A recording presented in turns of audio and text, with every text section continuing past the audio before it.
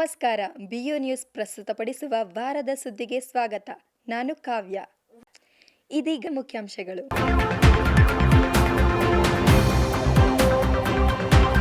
ಕ್ರಾಂತಿಕಾರಿ ಬಿ ಬಸಲಿಂಗಪ್ಪನವರ 33ನೇ ಮಹಾಪರಿನಿಬ್ಬಾಣ ಸಂಸ್ಮರಣೆ ಕಾರ್ಯಕ್ರಮ.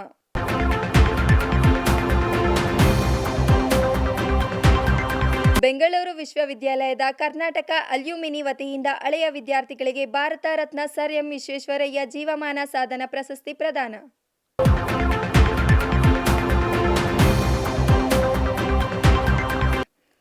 ಬೆಂಗಳೂರು ವಿಶ್ವವಿದ್ಯಾಲಯದಲ್ಲಿ ಕ್ರಾಂತಿ ಜ್ಯೋತಿ ಬಾಯಿ ಪುಲೆಯವರ 195ನೇ ಜಯಂತಿ ಆಚರಣೆ.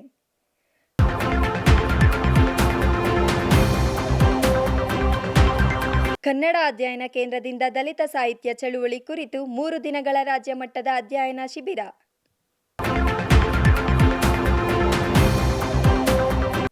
ಬೆಂಗಳೂರು ವಿಶ್ವವಿದ್ಯಾಲಯದಲ್ಲಿ ಪ್ರಸ್ತಾವನೆ ಬರವಣಿಗೆ ಹಾಗೂ ವಿಜ್ಞಾನ ಮತ್ತು ತಂತ್ರಜ್ಞಾನದಲ್ಲಿ ಸಂಶೋಧನಾ ಸಂಹಿತೆಗಳು ಕುರಿತು ಕಾರ್ಯಾಗಾರ.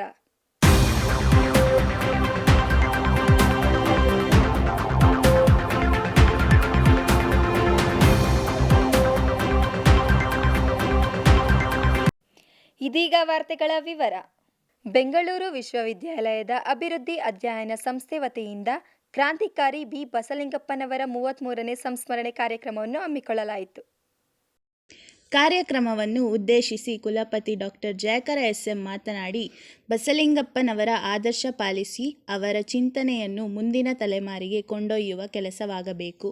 ಅಧ್ಯಯನ ಕೇಂದ್ರಗಳು ಜಯಂತಿಗಳಿಗೆ ಸೀಮಿತವಾಗದೆ ಸಂಶೋಧನೆ ಮತ್ತು ಅಧ್ಯಯನಕ್ಕೆ ಪೂರಕವಾಗಿರಬೇಕು. ಆ ನಿಟ್ಟಿನಲ್ಲಿ ಈ ಅಧ್ಯಯನ ಕೇಂದ್ರದ ಪುನಶ್ಚೇತನ, ಬಸಲಿಂಗಪ್ಪನವರ ಪುತ್ಥಳಿ ನಿರ್ಮಾಣ ಮತ್ತು ಗ್ರಂಥಾಲಯ ಸೇರಿದಂತೆ ಕೇಂದ್ರವನ್ನು ಅಭಿವೃದ್ಧಿಪಡಿಸುವುದು ಎಲ್ಲರ ಜವಾಬ್ದಾರಿಯಾಗಿದೆ ಎಂದು ಹೇಳಿದರು.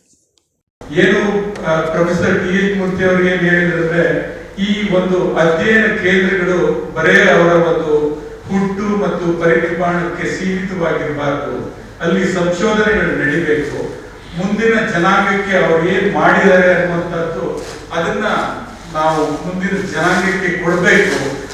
ನಿವೃತ್ತ ಪ್ರೊಫೆಸರ್ BH ಮೂರ್ತಿ ಮಾತನಾಡಿ, ಬಾಬಾ ಸಾಹೇಬರನ್ನು ಸಾಕ್ಷಿ ಪ್ರಜ್ಞೆಯನ್ನಾಗಿಸಿಕೊಂಡು ಬಿ ಬಸಲಿಂಗಪ್ಪನವರ ಆಡಳಿತ ನಡೆಸಿದ್ದು ಅವರ ಆಶಯ ಪ್ರಸ್ತುತದಲ್ಲಿ ಅವಶ್ಯಕವಾಗಿದೆ. ಸಮಾಜದ ನಿರ್ಮಾಣಕ್ಕೆ ಮಾದರಿಯಾಗಿದೆ. ಶಾಸನಬದ್ಧ ನಿಬಂಧನೆಗಳ ಕೊರತೆಯಿಂದ ಅಧ್ಯಯನ ಮತ್ತು ಸಂಶೋಧನಾ ಕೇಂದ್ರಗಳ ಬೆಳವಣಿಗೆಗೆ ಕುಂಠಿತವಾಗಿದೆ. ವಿಶ್ವವಿದ್ಯಾಲಯ ಆಡಳಿತ ಈ ಕುರಿತು ಸೂಕ್ತ ಕ್ರಮ ವಹಿಸಬೇಕು ಎಂದು ಮನವಿ ಮಾಡಿದರು. ಬಸವಲಿಂಗಪ್ಪನವರು ಅವರ ರಾಜಕೀಯ ಜೀವನ ಆರಂಭ ಆಗಿದ್ದು ಉತ್ತರಹಳ್ಳಿ ವಿಧಾನಸಭಾ ಕ್ಷೇತ್ರದಿಂದ. ಉತ್ತರಹಳ್ಳಿ ಜ್ಞಾನ ಭಾರತಿಯಿಂದ ಕೇವಲ 8 ಕಿಲೋಮೀಟರ್ ದೂರದಲ್ಲಿರ್ತಕ್ಕಂಥದ್ದು ಮತ್ತು ಸತತ 20 ವರ್ಷಗಳ ಕಾಲ ಉತ್ತರಹಳ್ಳಿ ಕ್ಷೇತ್ರವನ್ನ, ಮೀಸಲು ಕ್ಷೇತ್ರವನ್ನ ಬಸವಲಿಂಗಪ್ಪನವರು ಪ್ರತಿನಿಧಿಸಿದ್ದಾರೆ. ಮತ್ತು ಅವರ ಆರಂಭಿಕ ದಿನದಿಂದ ಉತ್ತರಹಳ್ಳಿ ಕ್ಷೇತ್ರವನ್ನು ಆಧರಿಸಿ ಮಾಡಿರ್ತಕ್ಕಂಥ ಅನೇಕ ಕ್ರಾಂತಿಕಾರಕವಾದಂತಹ ನೀತಿಗಳು, ಕಾರ್ಯಕ್ರಮಗಳು, ಯೋಜನೆಗಳು ಬಹುಶಃ ಜನಮೆಚ್ಚುಗೆ ಪಡೆದಿದೆ. ಕಾರ್ಯಕ್ರಮದಲ್ಲಿ ಕುಲಸಚಿವರಾದ KT ಶಾಂತಲಾ, ಹಿರಿಯ ಅಂಬೇಡ್ಕರ್ ವಾದಿ B ಗೋಪಾಲ್, ಸಿಂಡಿಕೇಟ್ ಸದಸ್ಯ BD ಗಂಗರಾಜು, ವಿದ್ಯಾರ್ಥಿ ಕ್ಷೇಮಾಭಿವೃದ್ಧಿ ನಿರ್ದೇಶಕ PC ನಾಗೇಶ್, ಪರಿಶಿಷ್ಟ ಜಾತಿ ಮತ್ತು ಪರಿಶಿಷ್ಟ ಪಂಗಡದ ವಿಶೇಷ ಅಧಿಕಾರಿ ಪ್ರೊಫೆಸರ್ ಕೃಷ್ಣಮೂರ್ತಿ, ವಿದ್ಯಾರ್ಥಿಗಳು ಭಾಗವಹಿಸಿದರು. ಬೆಂಗಳೂರು ವಿಶ್ವವಿದ್ಯಾಲಯದ ಕರ್ನಾಟಕ ಅಲ್ಯೂಮಿನಿ ಇಂಜಿನಿಯರ್ಸ್ ಅಸೋಸಿಯೇಷನ್ ವತಿಯಿಂದ ಇಂಜಿನಿಯರಿಂಗ್ ಹಳೆಯ ವಿಭಾಗದ ವಿದ್ಯಾರ್ಥಿಗಳಿಗೆ ಭಾರತ ರತ್ನ ಸರ್ ಎಂ ವಿಶ್ವೇಶ್ವರಯ್ಯ ಜೀವಮಾನ ಸಾಧನೆ ಪ್ರಶಸ್ತಿ ಪ್ರದಾನ ಕಾರ್ಯಕ್ರಮವನ್ನು ಆಯೋಜಿಸಲಾಯಿತು. ಕಾರ್ಯಕ್ರಮದಲ್ಲಿ ಮಾತನಾಡಿದ ಕುಲಪತಿಗಳಾದ ಪ್ರೊಫೆಸರ್ ಜಯಕರ SM ಅವರು, ನಮ್ಮ ದೇಶದ ಇಂಜಿನಿಯರ್ಗಳು ಇತರೆ ಅಭಿವೃದ್ಧಿ ರಾಷ್ಟ್ರಗಳ ಪ್ರಖ್ಯಾತ ಸಾಫ್ಟ್ವೇರ್ನ ರಚನೆಯಲ್ಲಿ ತೊಡಗಿಸಿಕೊಂಡು ಜಗತ್ತಿನಾದ್ಯಂತ ಕೊಡುಗೆ ನೀಡುತ್ತಿದ್ದಾರೆ ಎಂದು ಹೆಮ್ಮೆ ವ್ಯಕ್ತಪಡಿಸಿ ಜೀವಮಾನ ಸಾಧನಾ ಪ್ರಶಸ್ತಿ ಪುರಸ್ಕೃತರಿಗೆ ಅಭಿನಂದನೆ ಸಲ್ಲಿಸಿದರು. ನಮ್ಮ ದೇಶದ ಇಂಜಿನಿಯರ್ಸ್ ಪ್ರತಿಯೊಂದು ದೇಶದಲ್ಲೂ ಪ್ರತಿಯೊಂದು ಸಂಸ್ಥೆಯಲ್ಲೂ ಮೈಕ್ರೋಸಾಫ್ಟ್ ಆಗಿರ್ಬೋದು, ಗೂಗಲ್ ಆಗಿರ್ಬೋದು, ಆಪಲ್ ಆಗಿರ್ಬೋದು, ಯಾವುದೇ ಸಂಸ್ಥೆ ತಗೊಳ್ಳಿ ಅಲ್ಲಿ ನಮ್ಮವರೇ ಇರುವಂತದ್ದು, ನಮ್ಮ ದೇಶದ ಇಂಜಿನಿಯರ್ಸೇ ಇರುವಂತದ್ದು. ಸರ್ ಎಂ ವಿಶ್ವೇಶ್ವರಯ್ಯ ಜೀವಮಾನ ಸಾಧನೆ ಪ್ರಶಸ್ತಿಯನ್ನು ಬೆಂಗಳೂರು ವಿಶ್ವವಿದ್ಯಾಲಯದ ಇಂಜಿನಿಯರಿಂಗ್ ವಿಭಾಗದ ಹಳೆಯ ವಿದ್ಯಾರ್ಥಿಗಳಾದ Shri Prahlad Rao, K Chidanandagowda, professor S S C. Sharma, Kumar Nayak, doctor P J. Rangachari, Ramesh Aravind ಇವರಿಗೆ ಪ್ರಶಸ್ತಿ ಪ್ರದಾನ ಮಾಡಲಾಗಿತ್ತು. ಸರ್ ಎಂ ವಿಶ್ವೇಶ್ವರಯ್ಯ ಜೀವಮಾನ ಸಾಧನಾ ಪ್ರಶಸ್ತಿ ಪುರಸ್ಕೃತರಾದ ಪದ್ಮಶ್ರೀ ಡಾಕ್ಟರ್ ಪ್ರಹ್ಲಾದ್ ರಾವ್ ಅವರು, ಜೀವಮಾನ ಸಾಧನೆ ಪ್ರಶಸ್ತಿಯು ನಮಗೆ ಲಭಿಸಿದ ಮೇಲೆ ಜೀವನದ ಉದ್ದಕ್ಕೂ ಸಾಧನೆಗಳ ಜೊತೆಗೆ ಜವಾಬ್ದಾರಿಗಳು ಹೆಚ್ಚಾಗುತ್ತಾ ಹೋಗುತ್ತವೆ. ಪ್ರಶಸ್ತಿಯು ದೊರಕಿದೊಡನೆ ನಮ್ಮ ನಡವಳಿಕೆಗಳು ಕೂಡ ಸಹಜವಾಗಿಯೇ ಬದಲಾಗುತ್ತವೆ. ಆ ನಡವಳಿಕೆಗಳು ಹೇಗಿರಬೇಕೆಂದರೆ ಇನ್ನಷ್ಟು ಸಾಧನೆ ಮತ್ತು ನಮ್ಮ ರಾಷ್ಟ್ರದ ಅಭಿವೃದ್ಧಿಗೆ ಕಾರಣವಾಗಬೇಕು ಎಂದು ಹೇಳಿದರು.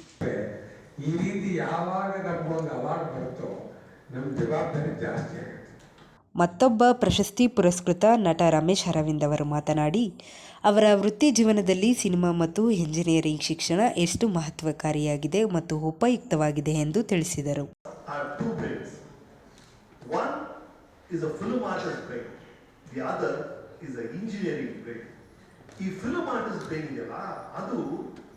It's a wild, crazy brain. It always thinks outside the box. It's very divergent, full of imagination. It goes haywire. Then there is the engineering brain, which is very structured, very systematic.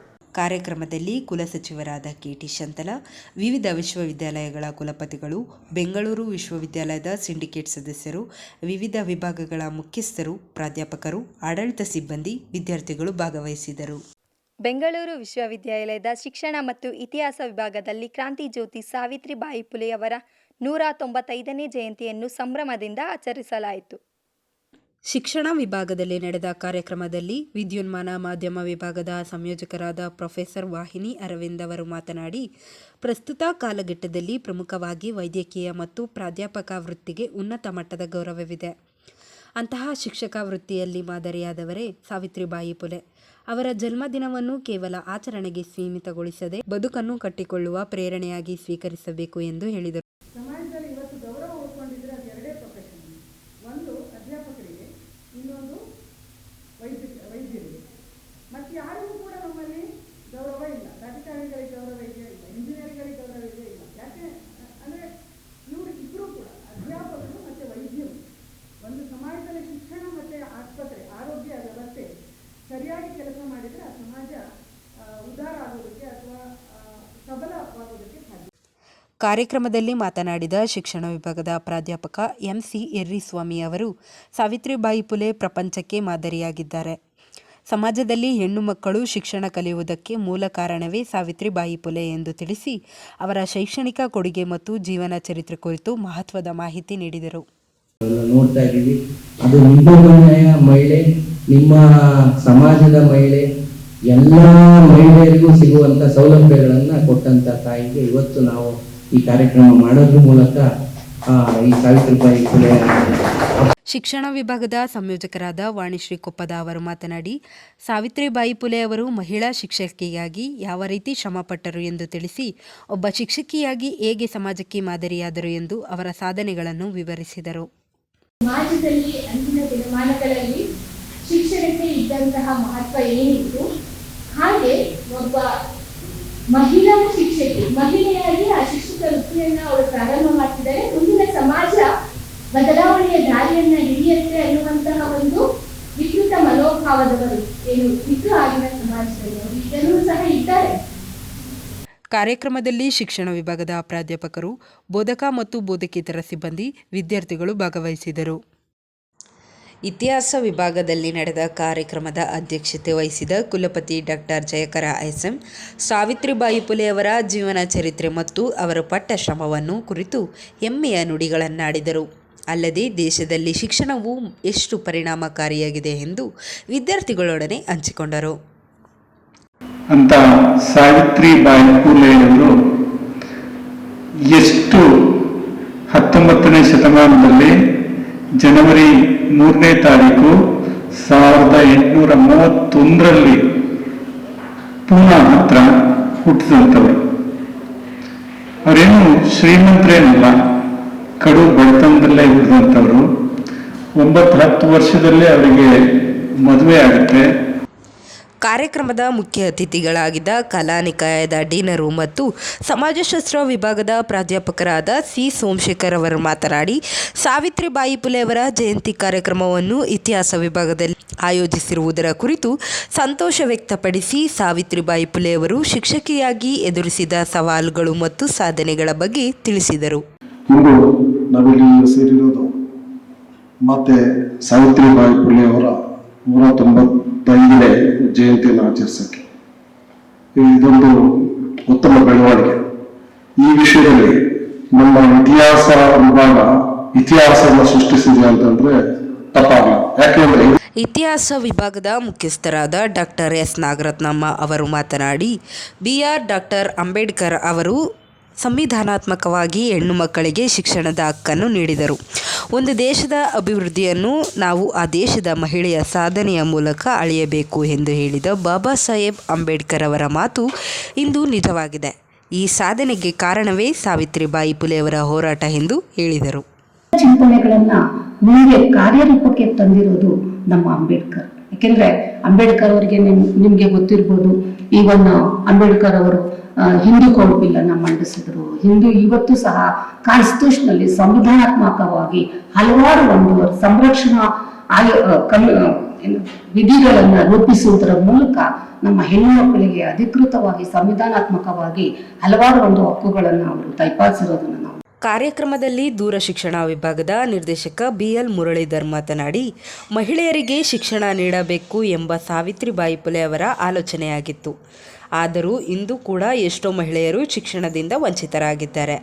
ಆದ್ದರಿಂದ ಸಾವಿತ್ರಿಬಾಯಿ ಪುಲೆ ಅವರ ಸಾಧನೆ ಮತ್ತು ಆದರ್ಶವನ್ನು ಮಾದರಿಯಾಗಿಟ್ಟುಕೊಂಡು ಸಾಕ್ಷರತೆಯನ್ನು ಹೆಚ್ಚಿಸಲು ಒತ್ತು ನೀಡಬೇಕು ಎಂದು ಹೇಳಿದರು. 95 ವರ್ಷ ಸಾವಿತ್ರಿಬಾಯಿ ಪುಲೆ ಅವರ ಜಯಂತಿ ದಿವಸ ಯಾಕೆ ಪ್ರಸ್ತುತ ಇದೆ? 195 ವರ್ಷ ಆಗಿ ಸರಿಸುಮಾರು 175 ವರ್ಷಗಳ ಹಿಂದೆ ಅವರು ಶಿಕ್ಷಣನ ಹೆಣ್ಮಕ್ಳಿಗೆ ಕೊಡಬೇಕು ಅನ್ನೋ ಒಂದು ಧ್ಯೇಯೋದ್ದೇಶದಿಂದ ಸಾಕಷ್ಟು ಕಷ್ಟ ಕಾರ್ಪಣ್ಯಗಳಲ್ಲೂ ಕೂಡ ಅವರು ಶಿಕ್ಷಣ ಕೊಡ್ತಾರೆ.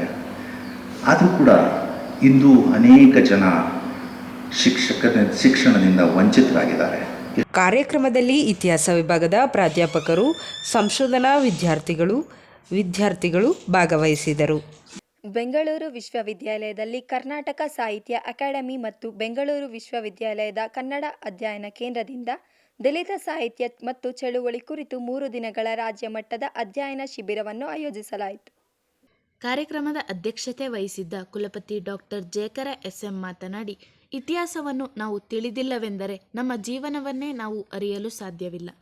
ದಲಿತ ಸಮುದಾಯಕ್ಕೆ ಕೇವಲ ಅನುಕಂಪವನ್ನು ತೋರದೆ ಅವರ ಸಾಮರ್ಥ್ಯಕ್ಕೆ ತಕ್ಕಂತೆ ಪ್ರತಿಯೊಂದು ಕ್ಷೇತ್ರದಲ್ಲಿ ಸಮಾನವಾಗಿ ವೇದಿಕೆ ಒದಗಿಸಬೇಕು. ಸಮಾಜವನ್ನು ಅಭಿವೃದ್ಧಿಯತ್ತ ನಾವೆಲ್ಲರೂ ಕೊಂಡೊಯ್ಯಬೇಕು. ವಿದ್ಯಾರ್ಥಿಗಳ ಮೇಲೆ ಗಮನ ಹರಿಸಿ ಮೌಲ್ಯಾಧಾರಿತ ಶಿಕ್ಷಣ ನೀಡಬೇಕು ಎಂದು ಹೇಳಿದರು. ನಮ್ಮ ಕಟ್ಟಕಡೆಯ ಸಮಾಜದಲ್ಲಿರುವ ಕಟ್ಟಕಡೆಯ ಶೋಷಿತ ವರ್ಗದಲ್ಲಿ ಇರುವಂಥವರಿಗೂ ಅವರಿಗೂ ಒಳ್ಳೆಯ ಜೀವನ, ಸಮಾನತೆ, ಶಿಕ್ಷಣ ಸಿಗಬೇಕು. ಕಾರ್ಯಕ್ರಮದಲ್ಲಿ ಮಾತನಾಡಿದ ಶಿಬಿರದ ಸಹ ನಿರ್ದೇಶಕಿ ದು ಸರಸ್ವತಿ, ಸಾವಿತ್ರಿಬಾಯಿ ಪುಲೆ ಅವರು ಹುಟ್ಟುಹಾಕಿರುವ ಬ್ರಾಹ್ಮಣೀಯ ಪಿತೃಪ್ರಧಾನ ಪರಿಕಲ್ಪನೆ ಮತ್ತು ಬಾಬಾ ಸಾಹೇಬರು ಮುಂದಿಟ್ಟಂತಹ ಸ್ತ್ರೀ ಅಸಮಾನತೆ ಕುರಿತು ಮಾತನಾಡಿದರು. ಬಾಬಾ ಸಾಹೇಬರು ಅದ್ಭುತವಾಗಿರೋ ಒಂದು ಮಾತನ್ನು ಹೇಳಿದ್ದಾರೆ.